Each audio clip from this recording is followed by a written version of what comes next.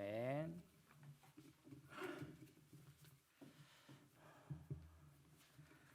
오늘 예배 자리에 여러분 잘 나오셨습니다.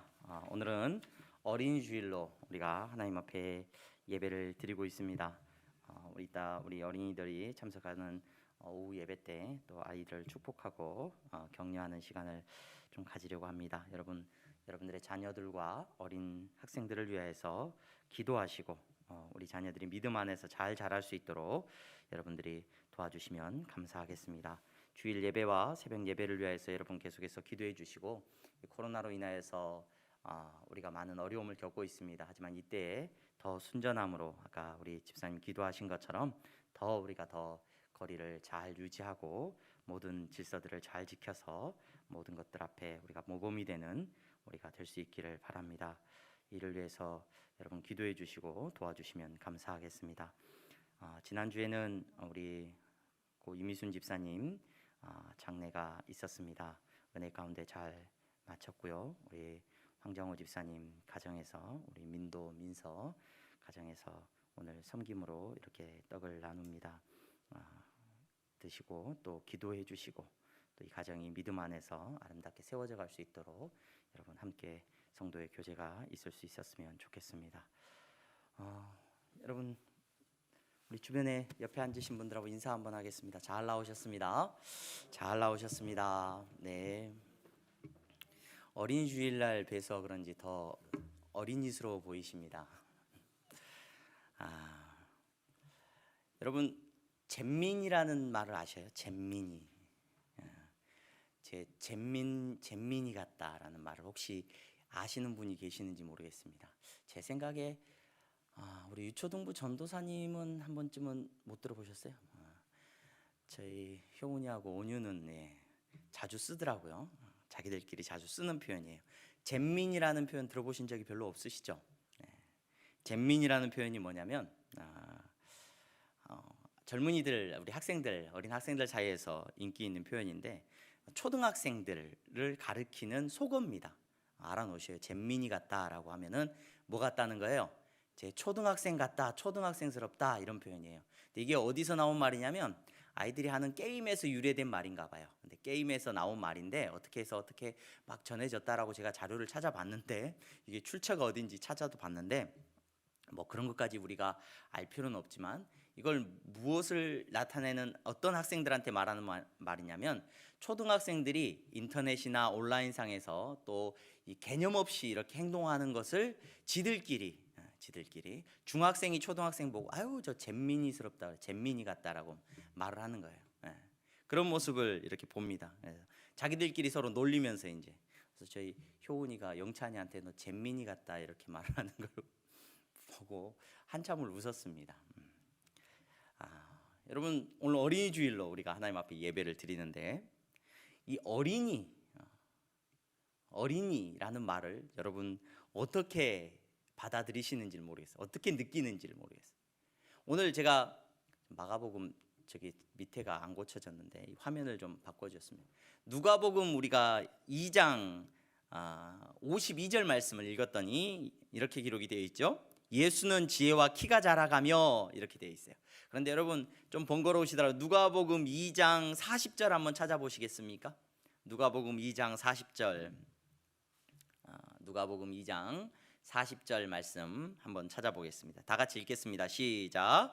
아기가 자라며 강하여지고 지혜가 충만하며 하나님의 은혜가 그의 위에 있더라. 아멘. 여기서는 뭐라고 되어 있냐면 예수님이라고 말하지 않고 아기라고 되어 있어요. 아이라고 되어 있어요. 이 아이라는 말은 뭐 이렇게 그냥 갓난 아기를 말하는 건 아니고요. 여러분이 한 번쯤은 우리 한국에 선교단체가 있어요. 파이디온이라고 하는 선교단체가 있어요. 그래서 이 파이디온이라고 하는 선교단체가 어떤 선교단체냐면 어린이 전도협회처럼 어린이들을 대상으로 선교하고 그 아이들을 가르치는 이런 선교단체가 있는데 이 파이디온이란 말이 바로 이 어린이 아이라는 말이에요. 예수님이 지금 이 본문에서 누가복음 2장에서 보면은 어린 아이로 묘사가 되고 있어요. 아이로. 그리고 그 예수님이 장성하여 자라가시는 모습에 대해서 오늘 누가 사도가 우리에게 말해주고 있는 것을 보게 됩니다. 제가 이 어린이 주일에 여러분들하고 먼저 이 어린이라는 단어에 대해서 한번 생각해 볼 필요가 있겠다라고 느끼고 여러분들에게 말을 합니다. 여러분, 어린이를 어떻게 느끼십니까? 어린아이. 이 어린이라는 말은 그래도 높임말이에요. 어린아이를 높여서 하는 말이 어린이라고 합니다.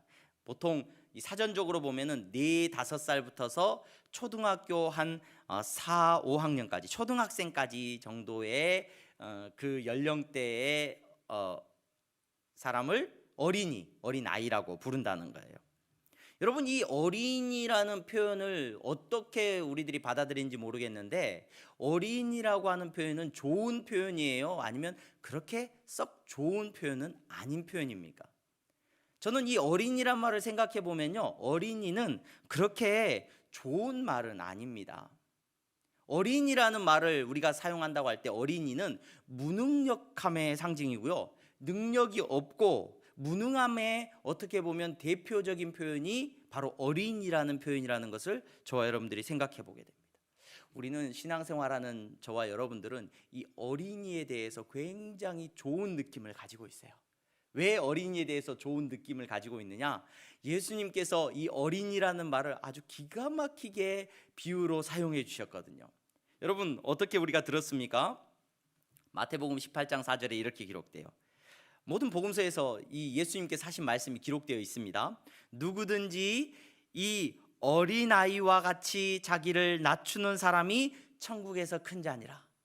어린아이와 같지 않으면 천국에 들어갈 수 있다 없다? 들어갈 수 없다. 예수님이 이렇게 말씀하시니까 우리는 어린아이와 같이 돼야 됩니다. 어린아이를 굉장히 좋게 생각하지만 예수님께서 어린아이를 들어서 비유로 쓰셨던 이 비유의 핵심은 뭐냐면 어린아이처럼 뭐하다는 거예요? 보잘것없다는 거예요. 어린아이처럼 무능하고 어린아이처럼 능력이 없음을 이야기하는 것이 예수님께서 말씀하시는 것에 가장 밑바탕에 깔려 있는 내용이에요. 여러분, 사람들이 어린아이를 예수님에게 데리고 오니까 예수님께서 뭐라고 하셨냐면 예수님 주변의 제자들이 막 화를 냈어요. 왜 어린아이를 지금 분위기 흐트리게 데리고 나오냐는 거죠. 여러분, 예수님께서 그 제자들을 꾸짖으시면서 누구든지 이 어린아이 하나를 영접하면 나를 영접한 거다. 여러분, 이 말씀의 핵심도 뭐냐면 어린이가 오늘날 우리가 가지고 있는 어린아이에 대한 느낌, 우리 귀한 자녀들, 그 귀한 자녀를 영접하는 거 귀한 일이죠. 하지만 예수님께서 하신 말씀에 가만히 의미를 살펴보면 아무도 어린아이를 영접하지 않아요. 아무도 어린아이를 귀하게 여기지를 않습니다. 예수님이 또 뭐라고 비유를 하시냐면 누가복음 10장에 보면은 내가 너희를 보냄이 어린 양을 이리 가운데 보낸 것 같다. 어리다는 거. 내가 지금 걱정이 너무 많이 된다는 거예요. 너희들을 보니까 어린 양 같다는 거예요. 그래서 어린 양을 이리 가운데 보내는 것이 걱정이 너무 많이 된다는 거예요. 사도 바울도 이 어린이에 대한 표현을 이렇게 사용합니다. 형제들아, 내가 신령한 자들을 대함같이 너희에게 말할 수 없어서 육신에 속한 자 곧 그리스도 안에서 어린아이들을 대함같이 너희들을 대한다. 그 어린아이라는 말은 좋은 표현이에요? 그렇게 좋은 표현이 아닌 거예요. 그렇게 좋은 표현이 아닌 겁니다. 고린도전서 14장 20절에는 이렇게 말을 하죠. 형제들아, 지혜에는 아이가 되지 말고 악에는 어린아이가 되라. 이렇게 말을 해요. 어린아이가 된다는 것은 앞서 말씀드린 것처럼 무능함의 상징이고 능력이 없음의 상징이라는 것을 저와 여러분들이 다시 한번 생각해 볼 필요가 있습니다. 어린아이라는 말은 한 인격으로서 그 사람이 아직 취급받지 못한다는 거예요. 한 인격으로서. 여러분, 이 어린아이는 능력의 면에 있어서 그 어린아이가 어떤 사명을 감당한다거나 이 어린아이가 어떤 사회에서 어떤 한 인격으로서 뭔가 역할을 감당한다거나 전혀 그럴 수 없습니다. 어린아이는 철저하게 돌봄을 받아야 합니다. 돌봄을. 학교에 갈 때도 우리나라는 굉장히 그래도 치안이 안전하고 우리나라는 굉장히 질서 있는 나라이기 때문에 우리 학생들이 초등학생들이 혼자서 학교를 갑니다. 근데 외국이나 다른 나라를 보면 학교를 보낼 때 초등학생들을 보낼 때 절대로 혼자서 못 보내죠. 항상 부모가 동행해야 돼. 어른이 될 때까지는 항상 이 자녀를 보호해 줘야 되는 거예요. 보호해 줘야 돼요. 여러분, 어린이라는 말은 그래서 좋은 말이라고요? 좋은 말이 아니라고요? 좋은 말이 아닙니다. 좋은 말이 아니에요. 그다지 긍정적인 표현이 아닙니다. 자, 어린이 주일에 제가 어린이가 좋은 말이라고 설명을 드려야 되는데 어린이가 좋은 말이 아니라고 제가 여러분들한테 미리 말씀을 드렸어요. 그런데 이 어린이라는 말이 좋게 느껴질 수 있는 한 가지 방법이 있어요. 이 어린이라는 말을 어떻게 하면 와, 나 어린이 할래 이렇게 말할 수 있느냐? 이 어린이라는 말 옆에다가 자, 너 어린이 할래? 아니면 노인, 나이가 들어서 오늘 제가 설교 시간에 나이 들었다, 늙었다, 늙은이라는 표현을 자주 사용하더라도 여러분 이해해 주시기 바랍니다. 이거는 여러분들이 설교를 듣고 판단해 주셔야 돼요. 어린이라는 말을 좋게 느낄 수 있는 방법이 뭐냐면 이 어린이라는 말하고 노인이라고 늙은이라는 말하고 딱 옆에다가 이렇게 두 단어를 붙여 놓으면은 자, 여러분 어린이가 되고 싶으세요? 노인이 되고 싶으세요? 아무도 노인이 되고 싶다, 나는 늙은이가 되고 싶다라고 말하는 사람은 없을 겁니다. 다 웬만하면 나는 어린이가 좋다, 어린이가 되고 싶다라고 말할 겁니다. 왜 여러분 어린이가 더 좋다라고 생각을 하게 되고 나는 어린이가 되고 싶다라고 말을 하게 됩니까? 왜 그럴까요? 앞서 말씀드린 것처럼 어린이는 무능합니다. 한 인격으로 대접도 받지 못합니다. 여러분 투표권도 없어요. 어린이는 선택할 수 있는 능력도 없고 아무 결정권도 없어요. 여러분 나이 드신 어르신, 늙으신 분, 노인은 투표권도 있고 다 있어요. 그럼에도 불구하고 너 어린이 할래, 노인 할래 라고 말을 하면은 누구나 다 어린이라는 단어를 택할 겁니다. 왜 그럴까요? 왜 어린이를 더 좋아하는 겁니까?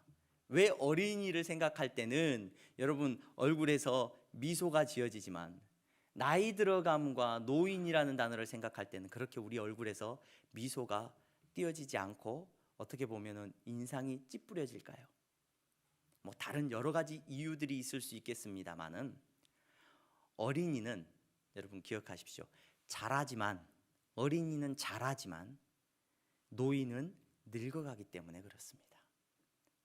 어린이는 잘하지만 노인은 늙어가고 있기 때문에 누구도 노인을 좋아할 수는 없어요. 누구도 어린이를 선호하지 않을 수가 없다는 말입니다. 여러분 오늘 어린이 주일을 저와 여러분들이 보내고 있습니다. 어린이 주일을 보내면서 우리는 우리에게 허락하신 어린 아이들의 소중함과 정말로 복음 안에서 정말로 아직은 연약하고 힘이 없는 그런 존재로 보이지만 이 아이들이 믿음 안에서 잘 자랄 수 있도록 최선을 다해서 우리는 그 아이들을 양육해야 된다는 귀한 사명을 다시 한번 생각하게 됩니다. 그리고 우리 항동교회가 그렇게 다음 세대를 키워낼 수 있는 교회가 되어야 될 줄로 믿습니다. 그런데 한 가지 더 기억해야 되는 것은 이 어린이 주일에 예배의 자리에 나와 앉아있는 우리 모두가 여러분 다시 한번 생각했으면 좋겠는 거, 다시 한번 확인했으면 좋겠는 거, 우리는 자라야 한다는 사실을 기억할 수 있었으면 좋겠습니다. 아니 이 어린이 주일에 내가 잘하고 있는지 여러분 확인할 수 있었으면 좋겠습니다. 2018년도에 제가 향동교회 오고 나서 그 다음에 바로 처음 어린이 주일 때도 비슷한 주제로 말씀을 드렸어요. 아니 매번 어린이 주일이 될 때마다 저는 이 말씀을 여러분들에게 전하고 싶어요. 저희 집에 가면은 저희 벽에 저희 집 그 사택을 여러분들이 이사를 해주셔서 향동교회가 옮기면서 그곳에서 살고 있는데 한 2-3년 지났죠. 2-3년 지났는데 저희 벽면에 막 낙서가 되어 있어요. 무슨 낙서가 되어 있냐면 저희 두 딸들이 가끔 일어나서 아침에 일어나서 이 서봐 해가지고 이렇게 표시를 해. 너 키 얼만큼 컸는지 보자 이렇게 서봐. 표시를 막 해놓은 한쪽 벽면에 이렇게 표시된 막 자국들이 있어요. 어떻게 자랐는지 언제 1년 전에 키가 얼만큼인지 잘 모르잖아요. 표시를 해놓은. 여러분 어린이 주일이 될 때마다 우리 항동교회 성도님들은 내가 잘하고 있는지 좀 확인을 해봤으면 좋겠어요. 내가 지금 잘하고 있는지 아니면 늙어가고 있는 건 아닌지 여러분 확인을 하는 시간을 저와 여러분들이 이 어린이 주일에 가질 수 있었으면 좋겠습니다. 향동교회 모든 성도들은 여러분 늙어가지 않고 자라는 성도가 되어야 될 줄로 믿습니다. 여러분 늙는다는 것은 쇠퇴하는 것이고 오그라드는 것이고 쪼그라드는 인생을 말합니다. 하지만 자라는 것은 역량이 커지고 성장하고 성숙해지는 걸 말합니다. 우리는 신체적으로 반드시 나이 들어갈 수밖에 없습니다. 노인이 되어가고 늙어갈 수밖에 없죠. 한 권사님께서 저 바깥에 화단을 우리가 꾸며놨는데 그 화단을 보면서 한 권사님이 그러셨어요. 물을 주고 막 가꾸는 모습 이렇게 다스리면서 한 권사님들이 아유 곱다 이러고 있는데 시드른 꽃이 있었어. 시드른 꽃을 따내면서 아유 꼭 나갔네 하면서 우리 권사님이 그러시는데 마음이 너무 이게 찡했어요. 여러분 우리 모두 인생이죠. 여러분 우리는 육체적으로 늙어가는 것을 거부할 수 없습니다. 죄의 결과라고 성경은 분명히 우리에게 말해주고 있습니다. 분명히 우리는 연약해져 가고 나이 들어갈 수밖에 없습니다. 하지만 여러분 기억하시기 바랍니다. 예수 그리스도를 믿고 구원받은 성도는, 예수 믿고 거듭난 다시 태어난 성도는 여러분 날마다 새로워지고 날마다 자라나는 것이 우리의 본질이에요. 우리의 본질. 성도의 가장 기본적인 특징이 뭐냐? 성도는 예수님 믿고 거듭난 사람은 자라나는 사람이에요. 늙어가는 사람이 아니라는 것을 기억하시기를 바랍니다. 한국 교회가 점점점 어린 학생들이 없어져 가고 나이 들어간다, 전부 권사님들이시고 연세 들어간다, 참 심각한 문제다라고 말을 합니다. 맞습니다. 심각한 문제일 수 있습니다. 근데 어쩔 수 없죠. 요즘 뭐 젊은 아이들이 얼마 없어요. 학교에 저희 때 여러분 생각해 보시면, 저보다 연세 있으신 우리 권사님들 생각해 보세요. 초등학교 가면 한 반에 몇 명씩 있었습니까? 막 60명, 70명씩 수업 들었어요. 오전반, 오후반 수업 나눠서 듣고 막 한 학년에 막 10개 반씩 있었어요. 요즘은요 학교에 가면은 20명이 20명 한 반에 20명이고 그 반도 20명짜리 반이 4개 5번 이것밖에 안 남아있어요. 여러분 당연히 교회의 아이들이 줄어들 수밖에 없어요. 하지만 그것보다 더 심각한 문제는 뭐냐면 교회 안에 성도가 자라지 않고 늙어가고 있다는 것이 더 심각한 문제라는 겁니다. 성도가 신앙생활을 하고 있는데 나이가 많아지는 거, 그게 문제가 아니라 여러분 성도의 믿음이, 성도의 신앙이 자라지 않고 늙어가고 있다면 그게 가장 더 심각한 문제라는 것을 기억하시기를 바랍니다. 우리 신앙이 연수를 자랑하기 쉽습니다. 신앙생활을 얼마나 했는지. 왜 자랑할 수밖에 없냐면 그동안의 수고와 헌신과 추억이 있으니 우리 자랑할 수밖에 없죠. 당연히 자랑할 만합니다. 그런데 여러분 그걸 기억하셔야 돼요. 지금 잘하고 있지 않다면, 내 신앙이 지금 잘하고 있지 않다면, 요즘 사회에서 우리 막 농담처럼 라떼는 커피숍 가면은 커피 라떼를 시키는데 그거에 비유해 가지고 라떼는 말이야, 막 라떼는 말이야 이런 말을 하시는 분들을 비유해 가지고 라떼는이라고 말을 하면서 이렇게 젊은이들이 저 같은 사람을 꼰대라고 부르다. 꼰대. 저희 자녀들한테 제가 막 아빠 때는 말이야 막 이런 얘기를 하면은 꼰대 같다고 이야기를 합니다. 여러분 하나님의 나라는 겨자씨와 같고 누룩과 같다고 했어요. 겨자씨와 같고 누룩과 같다는 것은 성장하는 걸 말해요. 여러분 우리가 나이가 많아지는 건 문제되지 않습니다. 그게 중요한 게 아니라 우리의 믿음이 자라야 됩니다. 여러분 우리의 신앙이 계속해서 자라야 됩니다. 사도 바울은 우리에게 이 자라남에 대해서 굉장히 강력하게 권고를 해요. 여러분 저와 여러분들은 하나님께서 예수님을 통하여서 거듭나게 하신 성도인 줄로 믿습니다. 여러분 어린이 주일이 되면 항상 기억하셔요. 내 키가 얼만큼 자랐는지 벽면에다 대고 체크를 하는 것처럼 내 믿음이 얼만큼 자랐는지 여러분 확인해 볼 수 있는 은혜가 있기를 소망합니다. 사도 바울은 성도가 자라야 된다라고 이야기를 해요. 성도가 자라야 된다라고 이야기를 하면서 모든 서신서들에 항상 3가지 주제를 가지고 이야기를 합니다. 3가지. 오늘 제가 이 3가지 주제를 우리가 한번 확인해 보기를 원해요. 성도에 대해서 로마서든 뭐 고린도전서든 갈라디아서든 데살로니가전서든 성도의 삶에 대해서 이야기하면서 우리가 너무나 잘 알고 있는 너무나 유명한 세 가지를 이야기하죠. 그런즉 믿음, 소망, 사랑, 이 세 가지는 항상 있을 것인데, 이렇게 사도 바울에게 있어서 이 세 가지는 성도의 삶을 이루는 굉장히 중요한 요소예요. 성도의 삶은 믿음과 소망과 사랑이라는 것들로 다 연결이 되어 있어요. 그게 구원받은 성도의 삶에 드러나는 가장 강력한 모습이에요.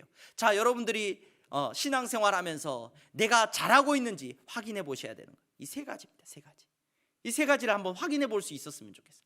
내가 믿음이 잘하고 있는가? 내가 첫 번째, 믿음이 잘하고 있는가? 여러분, 우리의 믿음이, 예수 그리스도를 믿는 그 믿음이, 예수님을 의지하는 그 믿음이 잘하고 있는지 확인해 보시기 바랍니다. 인생 살다 보니까, 신앙생활 오래 했지만 인생 살다 보니까 제일 믿을 만한 게 돈이더라. 나이 들어가면서 우리가 그렇게 고백하는 사람이 된다라고 한다면 여러분, 분명히 우리의 믿음이 오그라들고 있는 거예요.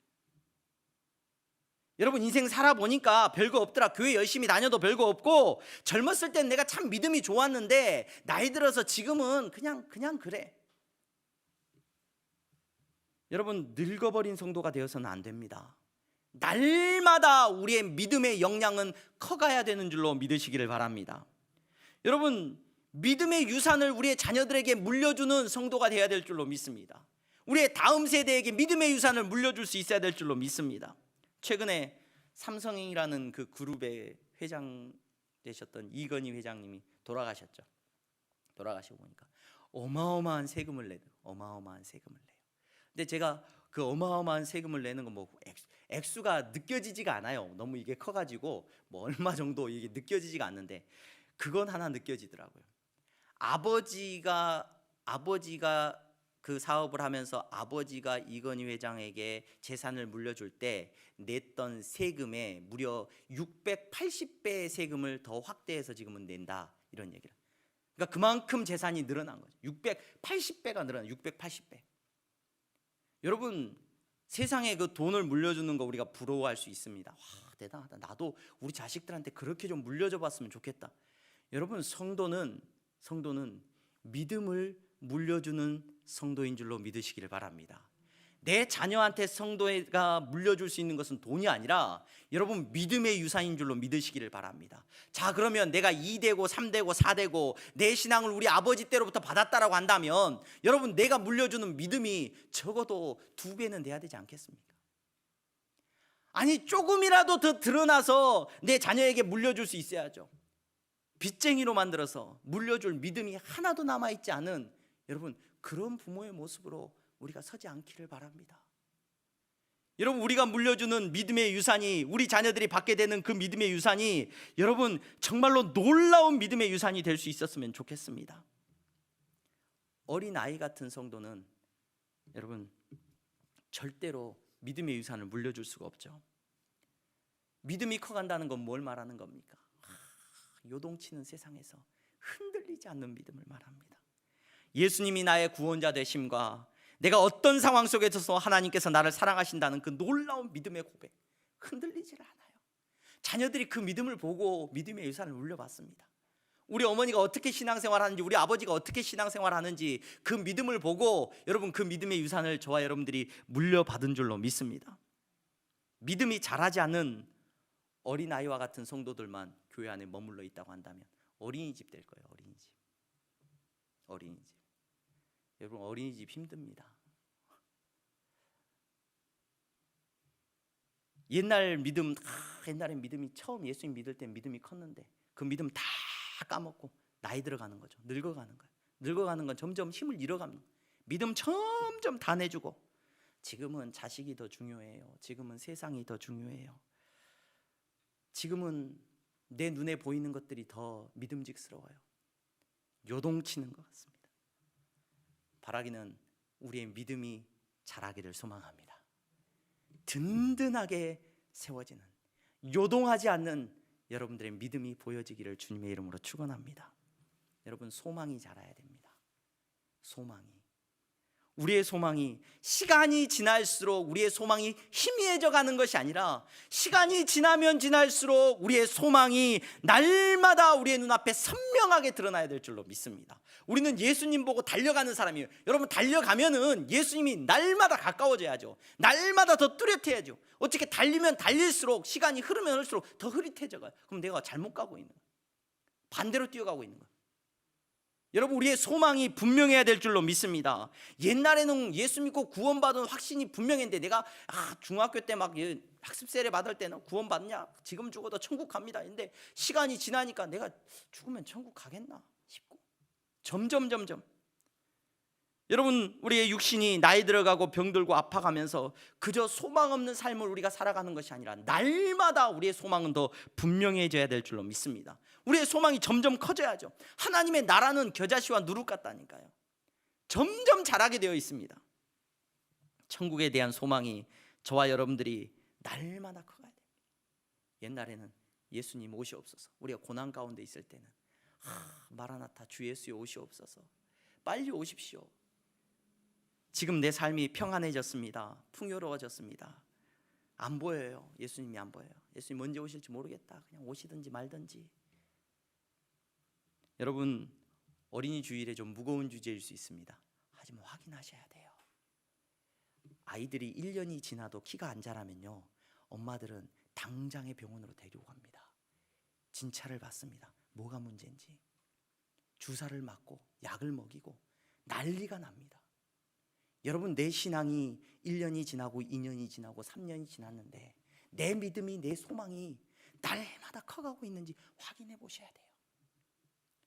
여러분, 사도 바울은 이렇게 고백을 하죠. 빌립보서 3장에 보면은 내가 이미 얻었담도 아니오 온전히 이루었담도 아니오 오직 내가 그리스도 예수께 잡힌 바 된 그것을 잡으려고 달려가노라. 형제들아, 나는 아직 내가 잡은 줄로 여기지 아니하고 오직 한 일, 즉 뒤에 이 것은 잊어버리고 앞에 있는 것을 잡으려고 표대를 향하여 그리스도 예수 안에서 하나님이 위에서 부르신 부름의 상을 위하여 달려가노라.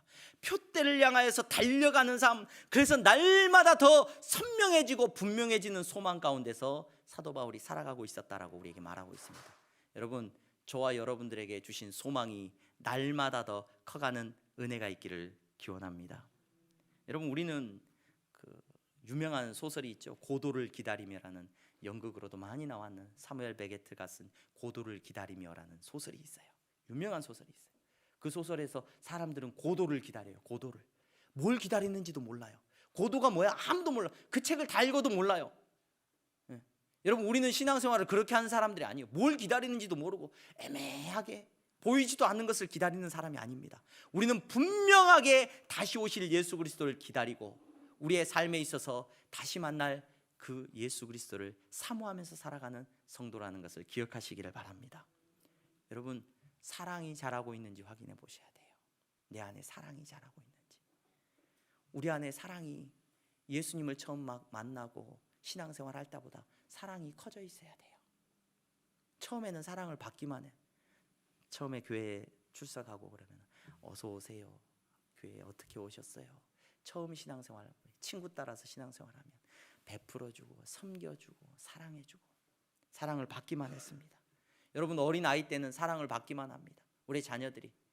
그러다가 여러분, 나이 들어간다는 거, 어른이 돼간다는 것은, 자란다는 것은 여러분, 그 사랑을 받기만 하던 그 사랑이 나눠줄 만큼 내 안에서 넘쳐나는 역사가 일어나야 될 줄로 믿습니다.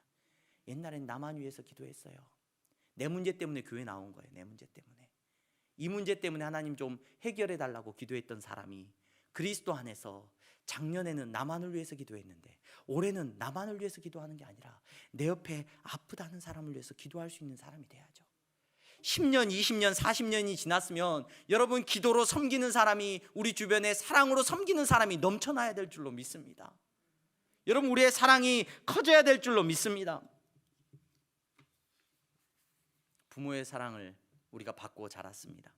그 부모의 사랑이 여러분, 우리를 성장시키고 우리도 역시 여러분 자라면서 부모가 되고 어른이 되어가면서 그 사랑을 베풀 만큼의 사랑을 우리가 가지게 되는 줄로 믿습니다. 여러분, 내 것을 더 달라고 소리쳐 우는 사람은 아직 어린아이. 여러분, 사랑을 더 달라고 여러분 소리쳐 우는 우리의 인생이 아니라 여러분 우리의 신앙이 나눠주고 베풀어주고 섬기고 사랑할 수 있을 만큼 장성한 분량에 이르기를 주님의 이름으로 축원합니다. 잘하는 모습이 보이지는 않습니다. 그런데 어느 날 딱 보면은 부쩍 잘하였다는 걸 느낄 거예요. 부쩍 잘하였다는 걸. 여러분 성도는 그렇게 부쩍 잘하는 모습으로 날마다 주님 앞에 나아가야 될 줄로 믿습니다. 잘하기 위해서는 생명이 있어야 되거든요. 저희 둘째가 학교에서 강남콩을 받아갖고 왔어요. 강남콩을 학교에서 이제 강남콩을 주더라고요. 강남콩을 주면은 그거를 이렇게 심어가지고 자라는 걸 이제 성장하는 걸 보는 거예요. 근데 첫째 때는 강낭콩을 가지고 와가지고 그걸 바로 땅에다 심어놨었거든요. 근데 둘째 때는 강낭콩을 가지고 왔는데 말라 있어요, 강낭콩이. 그래서 이거 좀 마른 거를 선생님 그랬다는 건 물에다 담가놨다가 솜을 얹고 그래 담가놨다가 그걸 이제 싹이 나면 심으면 된다는 거예요. 근데 제가 이렇게 솜에다가 이렇게 놓고 물 붓고 거기다 강낭콩을 올려놨는데 강낭콩이 싹 날 생각은 안 하고 곰팡이가 났어요. 곰팡이가. 곰팡이가 난 건 소망이 있습니까 없습니까?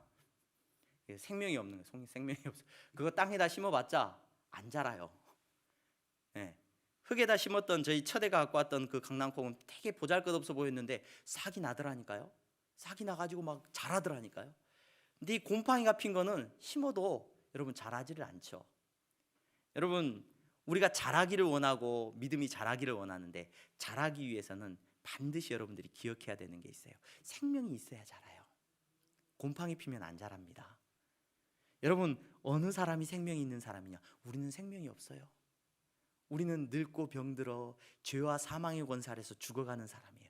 우리 안에 예수 그리스도가 덧붙여지고 접붙여지고 예수 그리스도가 생명 대신 예수님 안에 우리가 붙어 있어야 저와 여러분들이 자라는 역사를 누리게 될 줄로 믿습니다. 무엇을 붙잡고 내가 자라야 되겠다, 뭘 많이 먹고 막 뭐 노력한다고 자랄 수 있는 게 아니라 우리는 누구 안에 머물러 있으면 되냐면 여러분 예수님 안에 머물러 있으면 될 줄로 믿습니다. 여러분 내 안에 예수님이 계시는가? 그 예수님 붙잡고 신앙생활 하시면 돼요. 내가 잘하려고 하지 않아도 어느 순간 부쩍 자랐네. 여러분 그 모습을 저와 여러분들이 경험할 수 있을 줄로 믿습니다. 여러분 자라야 열매를 맺어요. 자라야. 여러분 예수 그리스도 안에서 거함으로 자라야 우리가 주님 앞에 나갈 때 열매를 들고 나갈 거 아닙니까? 여러분 자라지 않는 사람은 여러분 열매를 맺을 수가 없습니다. 우리 귀한 향동교회는 아름다운 열매로 날마다 주님 앞에 나아가는 은혜를 누릴 수 있기를 바랍니다. 고영훈 씨가 지은 찬양이 하나 있었는데 그 찬양을 신대원 다닐 때 제가 들었고 같이 전도사님들하고 같이 정말 은혜롭게 불렀던 기억이 납니다. 여러분 그 찬양의 가사가 이렇습니다. 주께서 주신 동산에 땀 흘리며 씨를 뿌리며 내 모든 삶을 드리리 날 사랑하시는 내 주님께.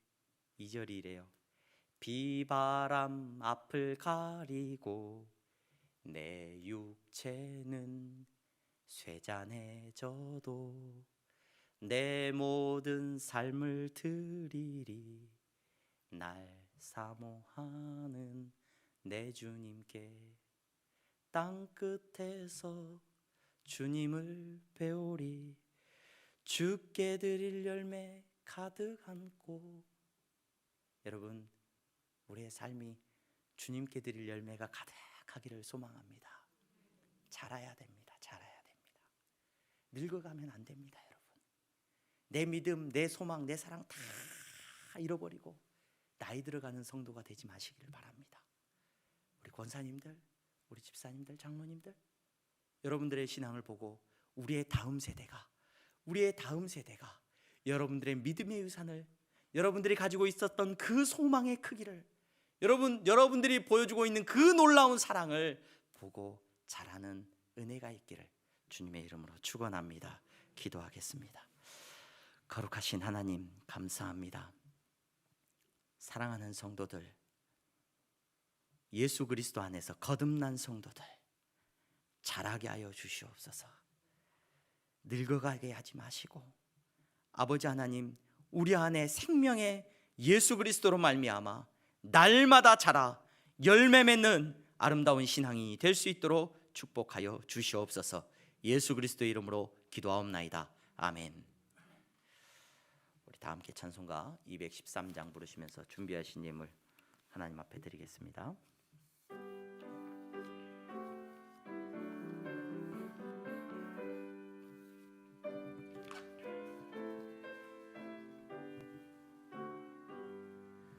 나의 생명 드리니 주여 받아 주셔서 세상 살아갈 동안 찬송하게 하소서. 아멘. 하나님 감사합니다. 이 시간 사랑하는 성도들이 주님 앞에 나와 예배하며 물질을 구별하여 하나님 앞에 드립니다. 하나님, 어제보다 더 커진 믿음으로 드리는 예물이 되게 하여 주시니 감사합니다. 어제보다 더 큰 소망으로 주님 앞에 물질을 구별하여 드리게 하시니 감사합니다. 어제보다 더 커진 사랑으로 주님 앞에 예물을 드리며 나아가게 하시니 주님 감사합니다. 아버지 하나님, 저들의 믿음은 날마다 더 커가게 하셔서 날마다 더 자라게 하여 주셔서 아버지 앞에 내 모든 것을 드릴 수 있는 믿음까지 주여 나아가게 하여 주시옵소서. 아버지 하나님, 11조의 예물을 드립니다. 아버지 하나님, 돈을 믿고 살아가는 것이 아니라 아버지 하나님, 감사의 예물을 드립니다. 돈을 의지하면서 살아가는 것이 아니라, 돈이 우리의 감사의 제목이 아니라 살아계신 예수 그리스도가 우리의 믿음이고 우리의 소망이고 우리의 의지가 됨을 믿고 고백하며 드리는 예물이오니 주님 받으시고, 주님 저들의 믿음대로 주님이 축복하여 주시옵소서. 그 믿음대로 저들의 장성한 믿음의 분량을 보시고 저들을 주님의 나라를 위하여 크게 아름답게 사용하여 주시옵소서. 아버지 하나님 감사합니다. 선교의 예물을 드립니다. 땅끝까지 복음 전하기를 원합니다. 그리스도의 귀한 사명을 감당할 수 있을 만큼 저들의 믿음이 자라게 하여 주시옵소서. 아버지 하나님, 장학헌금을 드립니다. 우리의 다음 세대가 주여 믿음의 세대로 자라게 하시고 소망의 세대로, 사랑의 세대로 자라게 하여 주시옵소서. 아버지 하나님, 건축헌금을 드립니다. 우리 향동교회가 자라나는 교회가 되기를 원합니다. 믿음이 자라나고 소망이 자라나고 사랑이 자라나는 교회가 될 수 있도록 주여 축복하시고, 눈에 보이는 건물도 주여 하나님 아버지 짓기를 원합니다. 우리의 욕심대로 마시고 그곳에서 마음껏 우리 성도들이 양육되어질 수 있도록 축복하여 주시옵소서. 주님 앞에 드릴 것 없습니까? 주여 하나님 아버지, 아픈 심령으로 나와서 엎드렸습니까? 주여 경제적인 어려움 때문에 주여 절망하고 있습니까? 주여 위로하시고 주님께서 저들을 특별히 붙잡아 주셔서 이 어려운 때에 하나님의 나라를 위하여 쓰임받는 종들이 될 수 있도록 주여 은혜를 내려 주시옵소서. 예수 그리스도의 이름으로 기도하옵나이다. 아멘. 우리 다 함께 일어나서 주기도문 찬양하심으로 예배를 마치겠습니다.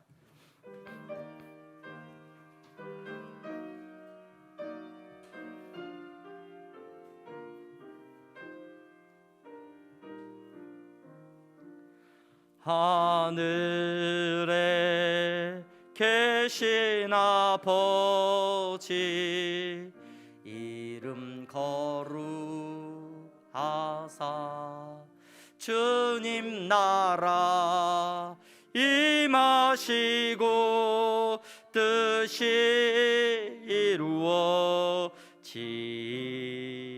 이루어지이다.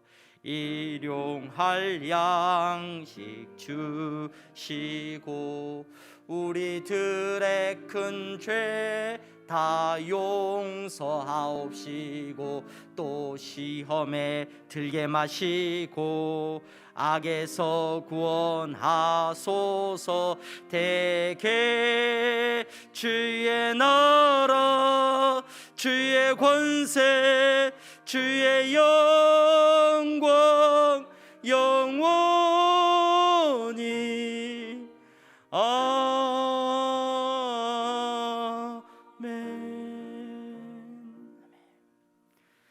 주 예수 그리스도의 은혜와 하나님 아버지의 사랑하심과 성령의 교통 충만하심이 믿음 안에서, 소망 안에서, 사랑 안에서 날마다 자라나는 귀한 성도들의 머리 위에 이제부터 영원토록 함께 있을지어다. 아멘.